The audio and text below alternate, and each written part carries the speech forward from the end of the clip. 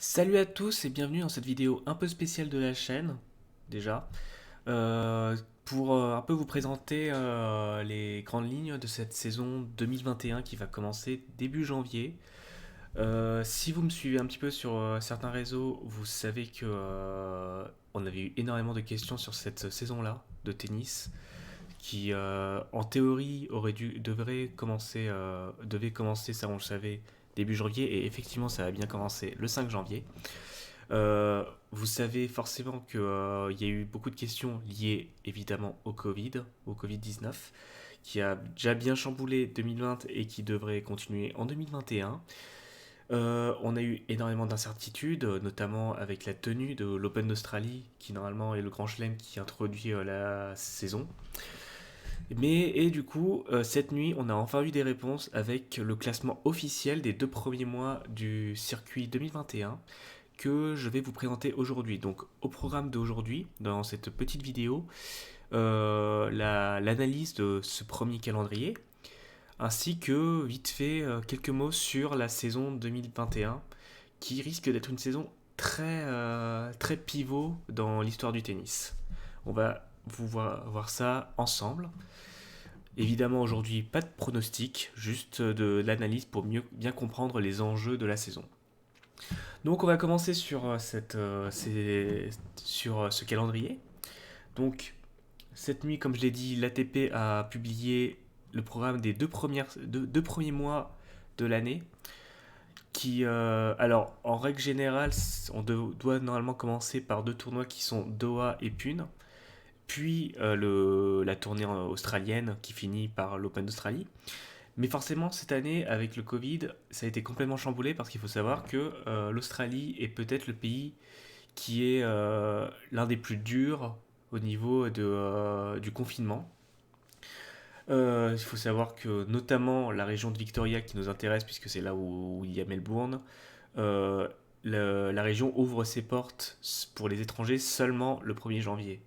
Donc normalement, les joueurs doivent se déplacer dès mi-décembre pour commencer à s'entraîner en Australie.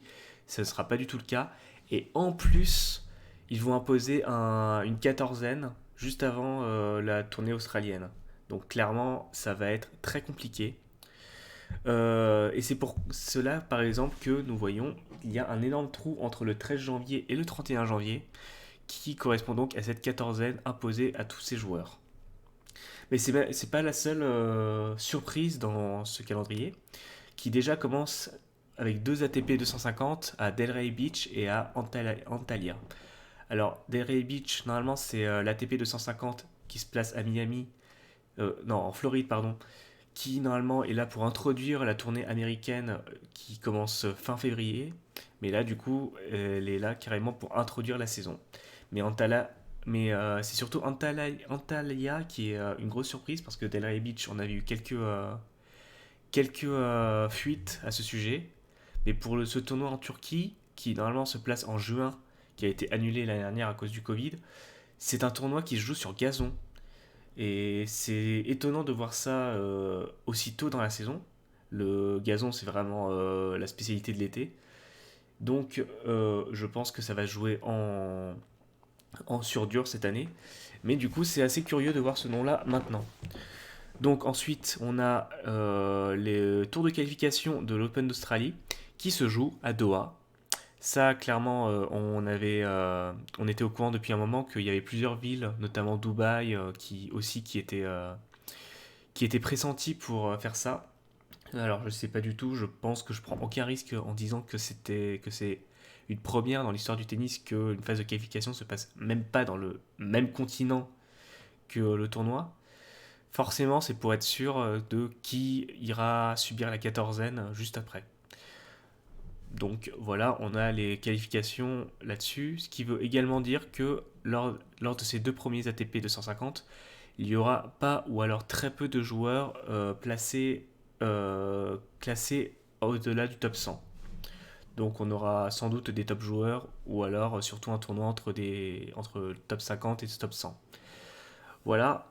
Donc ensuite il y a la quatorzaine, comme je l'ai dit en Australie, qui ne sera pas non plus synonyme de manque de tennis, puisque comme on le précise à la fin, On aura également de l'ATP Challenger pendant cette période. Alors ATP Challenger, c'est un peu l'équivalent de la Ligue 2 au tennis, avec des joueurs classés au-delà du top 100 qui s'affrontent pour montrer qu'ils existent. En plus, j'ai vu que ce sera des Challenger 125, donc c'est vraiment les meilleurs en termes de qualité. Donc peut-être que des joueurs bien classés y seront. En tout cas, si vous voulez parier sur ces matchs-là, je ferai pas de vidéo là-dessus, mais on en parlera plus tard. Je vous donnerai quand même des conseils dessus que vous pouvez utiliser sur des sites comme CBet qui couvre ce genre de tournoi. Ce qui n'est pas le cas par exemple pour BetClick, Unibet et les trucs bien connus. Donc voilà. Donc ensuite, 31 janvier, on commence avec deux ATP à Melbourne. Alors on a très peu d'informations à ce sujet. On voit que l'un se placera à Adélaïde, qui remplacera donc sans doute l'ATP 250 d'Adélaïde, qui normalement est en janvier. D'ailleurs, voilà, tous les autres tournois qui devaient précéder l'Open d'Australie semblent annulés. On pense notamment à Brisbane. Et donc on a un truc qui se place à Adelaide et un autre à Melbourne, sans doute pour entraîner un petit peu les joueurs qui auront subi la quatorzaine. Donc il faudra s'attendre à ce que lors de ces tournois-là, ce sera surtout les joueurs australiens qui eux ne subiront pas la quatorzaine parce que eux ils sont dans le pays depuis, ils sont déjà dans le pays, qui pourraient performer. On pense notamment à des Minor, on pense à Thompson, on pense à Millman et pourquoi pas également à Kyrgios qui pourrait revenir cette année. Ensuite on a autre surprise, l'ATP Cup qui était pressenti pour être annulé cette année. Donc voilà, finalement il sera maintenu. On ne sait pas encore à quoi ça va ressembler, mais du coup ça sera là pour précéder l'Open d'Australie. Pendant les ATP, ça pareil, beaucoup de questions à ce sujet encore. Mais voilà, et donc du coup, à partir du 8 février, on a l'Open d'Australie qui commence. Donc voilà, pour l'instant, peu d'informations sur surtout qui va participer. J'ai vu passer que Nadal y sera, que Roublev est très indécis, Benoît Paire pareil. Pour l'instant, c'est les seules informations qu'on a à peu près là-dessus. On ne sait pas du tout si des joueurs boycotteront l'Open d'Australie malgré le prize money. Là, voilà, je vous déconseille de pronostiquer sur le vainqueur de l'Open d'Australie maintenant, quoi. Voilà, voilà pour le calendrier. Pour le reste, on a quelques noms. On sait que l'Open de Marseille va être maintenu en mars. On sait que l'Open de Montpellier sera dans cette période-là également. On sait que est pressenti pour être annulé, tout comme l'Indian Wells, qui est normalement le tournoi phare de la tournée américaine. Voilà, on va dire que chaque pays doit gérer ses propres restrictions nationales. Du coup, on ne sait pas du tout comment ça va se passer. On ne sait même pas s'il y aura une troisième vague avec le Covid. Si ça se trouve, il y aura encore plus de tournois qui seront annulés. Peut-être qu'on aura encore une année comme 2020. Voilà. Mais j'ai envie de me dire que cette année sera une année enfin normale. Après cette année assez calvaire. D'autant plus que cette année, c'est surtout l'année des Jeux Olympiques qui auront lieu donc en août à Tokyo. Donc clairement, voilà, ça sera quand même une année très charnière. On parle également, alors là c'est vraiment un truc qui n'a rien à voir avec le Covid, on parle d'ATP 750 qui placera donc entre les 500 et les 1000. Là, pareil, on parle de Acapulco notamment qui sera là-dedans. Voilà, on ne sait pas du tout à quoi ça va ressembler. Et je serai là pour vous tenir au courant à ce sujet si des choses importantes à ce sujet seront officialisées. Voilà, je voulais également profiter de cette vidéo pour un peu parler de cette prochaine année, et notamment de qui sera là, qui sera pas là au rendez-vous. Donc voilà, je vous propose qu'on parle un petit peu de notamment trois catégories de joueurs. Déjà le fameux Big Three, le top 3, Djokovic, Nadal, Federer. Et ben déjà on va commencer par se dire que peut-être que Federer ne jouera plus jamais au tennis. Peut-être qu'on ne le verra plus du tout sur les cours.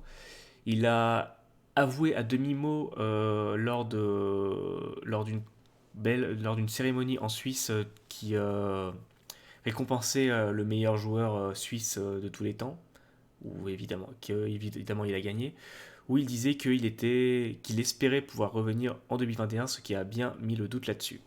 Sachant que du coup, Federer sera dans le top 10 jusqu'en mars. On peut également voir que en 2020, il a pas beaucoup joué. Je crois qu'il a fait que l'Open d'Australie puis il est parti direct, ce qui l'a quand même permis de profiter du gel du classement qui était là donc pour pallier le fait qu'il y ait la moitié de la saison qui a été annulée par le Covid et qui sera maintenue jusqu'en mars prochain. Donc à partir de mars, on devrait voir Federer rapidement disparaître du top 10. De son côté, Novak Djokovic est lui assuré d'être numéro 1 mondial jusqu'à ce gel, puisque ce gel concerne l'Open d'Australie 2020, qu'il a gagné. Donc il est assuré d'être au rendez-vous jusqu'à mars, ce qui va lui permettre de battre le record de Federer de la longévité dans le top 1. Et enfin, Nadal, je pense qu'il va quand même être là. Et Djokovic, je pense que cette année sera difficile pour lui. On l'a vu lors de la fin de l'année précédente qu'il a pallié. On pense notamment à Vienne, où il s'est vraiment viandé contre Sonego. Donc voilà, on ne sait pas du tout à quoi va ressembler sa saison. Est-ce que restera le Djokovic qu'on connaît ou est-ce que ce sera un Djokovic qui commencera un petit peu tout doucement à être en fin de carrière. Nadal, par contre, je pense qu'il sera au rendez-vous cette année. Je pense qu'il gagnera Roland Garros. Ça, vraiment, c'est un risque. Un risque pas trop risqué. Euh, D'ailleurs, si vous voulez parier là-dessus, la cote pour sa victoire est à 1,80 sur BetClick. Voilà, si vous voulez. Donc voilà pour le Big Three, je pense qu'il sera toujours là, mais je pense que cette année sera vraiment l'année où ils vont commencer à partir du top 10.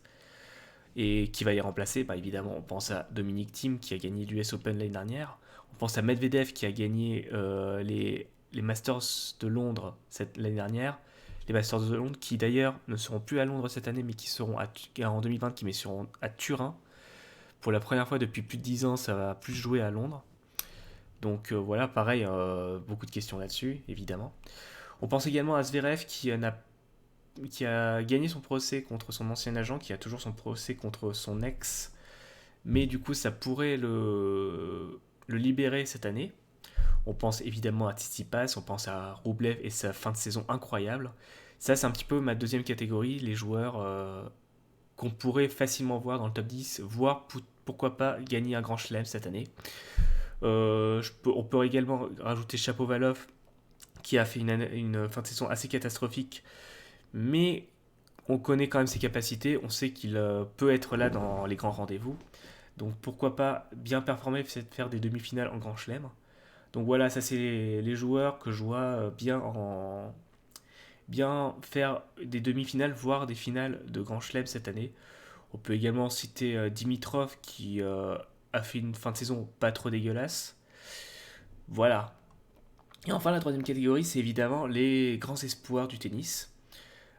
Évidemment, qui dit grands espoirs, on pense automatiquement à Yannick Sinner, qui a été la grosse surprise de cette saison dernière, qui a remporté son premier tournoi vraiment en fin d'année.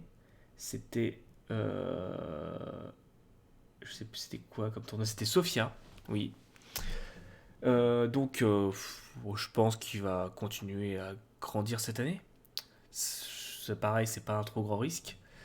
Autre espoir, et ça, bien espoir, bien franco-français, c'est Hugo Humbert. Tout le monde a retenu le nom de Hugo Gaston grâce à ses matchs à Roland Garros. Hugo Gaston qui est toujours dans les 150, dans les top 150, donc je pense qu'il fera quelques beaux matchs, mais voilà, je pense que c'est pas ce nom-là qu'on retiendra. Je pense que c'est surtout le nom de Hugo Humbert qu'on retiendra. Le vrai gros espoir du tennis français qui peut gagner quelques titres cette année. Un autre grand espoir, même si lui commence à bien grandir, c'est Alex de Minaur. Je pense que ça va être le vainqueur, le grand gagnant de cette déprogrammation de l'Open d'Australie et qu'il va pouvoir faire de belles performances, notamment lors des ATP 250 juste avant. Et enfin, autre petite surprise, alors lui c'est clairement pas un espoir, 30 ans, c'est David Goffin qu'on a tous commencé à enterrer l'année dernière, mais avec son changement d'entraîneur, il a pris un entraîneur beaucoup plus local, en voyant ses dernières interviews, je pense qu'il peut revenir au top niveau cette année. Voilà, on peut également citer Christian Garin, on peut penser évidemment à Félix Auger-Aliassime, même s'il manque beaucoup de maturité. Qui d'autre? Raonic, ouais. Casper Ruud, évidemment. Voilà, je pense que la liste des joueurs qu'on peut attendre cette année est assez grande, dans une saison qu'on espère enfin repasser à la normale. Voilà, voilà, ça c'est mes prédictions pour cette année, très rapide. Et voilà, ça c'est pour la partie tennis. Je voulais finir également sur un autre point dans cette vidéo, c'est que suite à des conseils, j'ai ouvert un compte Telegram que vous pourrez suivre cette année. Ce compte Telegram servira évidemment à vous envoyer mes pronostics, à vous envoyer mes vidéos, sachant que je posterai un truc sur Instagram genre 20 minutes après la publication de la vidéo. Enfin, je publierai les pronostics précis 20 minutes après la publication de la vidéo, parce que YouTube restera tout de même mon moyen de communication principal. Mais vous pourrez également retrouver sur Telegram des informations tennis un peu importants, notamment donc, la planification des tournois ou des trucs qui concerneront des joueurs précisément. Voilà, des outils qui vous permettront de bien préparer vos pronostics. Voilà, voilà, je crois que j'ai fait le tour. Vous retrouvez également le lien de mon compte Telegram en description. Pour le reste, je vous dis donc bonne fête de fin d'année, joyeux Noël, tout ça, tout ça. Et on se retrouve donc le 4 janvier, donc la veille des premiers tournois ATP donc d'Antalya et de Delray Beach, pour la première vidéo de l'année, où on parlera évidemment des premiers tours de ces compétitions. Ciao!